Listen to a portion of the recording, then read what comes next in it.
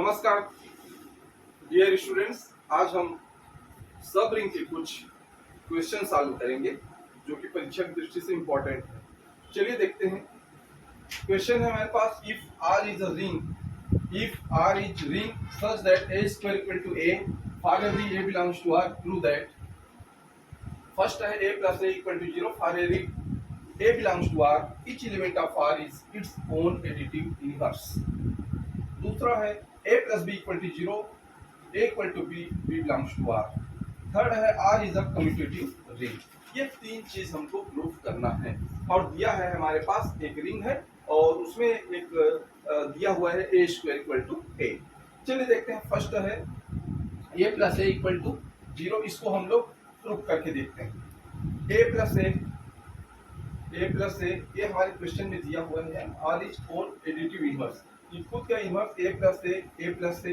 अब यहाँ पर a प्लस ए की जगह में a प्लस ए रखेंगे यहाँ पर, तो ये a प्लस ए का स्क्वायर आएगा। तो इसको दो भागों में लिखा गया है डायरेक्ट। यहाँ पर ये देखिए a बिलोंग्स टू आर और a plus a belongs to R. Now a plus a square equal to a plus a, ये हमारे पास दिया हुआ है, गिवन दिया हुआ है।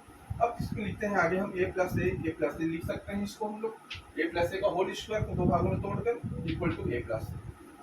उसके बाद इसी को आगे सॉल्व करते हैं। इसको हम लोग एक एक करके इसको मल्टीप्लाई करते हैं। a प्लस ए को मल्टीप्लाई इस a के साथ, फिर प्लस इस a प्लस ए को मल्टीप्लाई, फिर मल्टीप्लिकेशन a के साथ equal to a plus a. ये कहलाता है आपका left distribution law.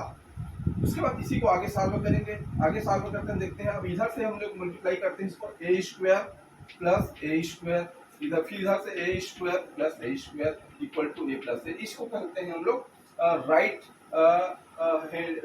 Distribution law.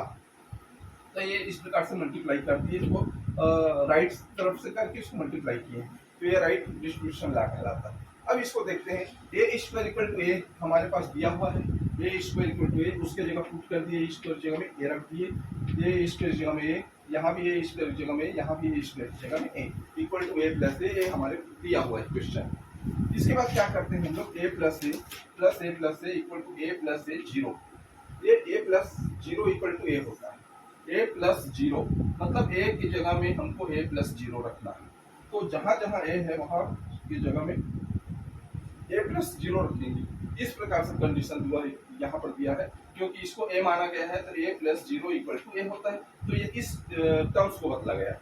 अब देखते हैं हमको, ये आपका लेफ्ट कैंसिलेशन लॉ होता है फॉर एडिशन के। लेफ्ट कैंसिलेशन मतलब ये इक्वल है, ये इक्वल है, ये दोनों कट जाएंगे, इन दोनों को कटा दीजिए, बचेगा a plus A equal to zero. और यही चीज प्रूफ करना था, a plus A equal to zero, जो कि आ गया।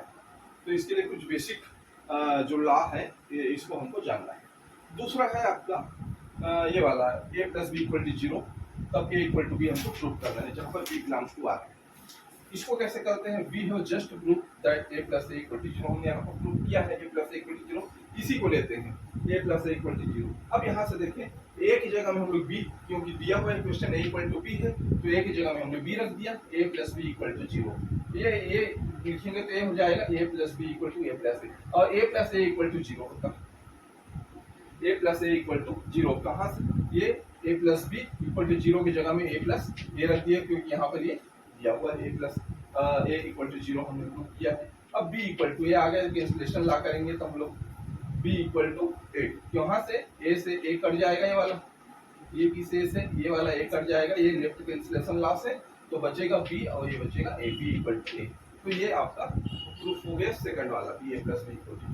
थर्ड है आपका R is a commutative ring. R को कम्यूटेटिव रिंग हमको प्रूफ करना है, तो उसके लिए देखते हैं क्या करते हैं।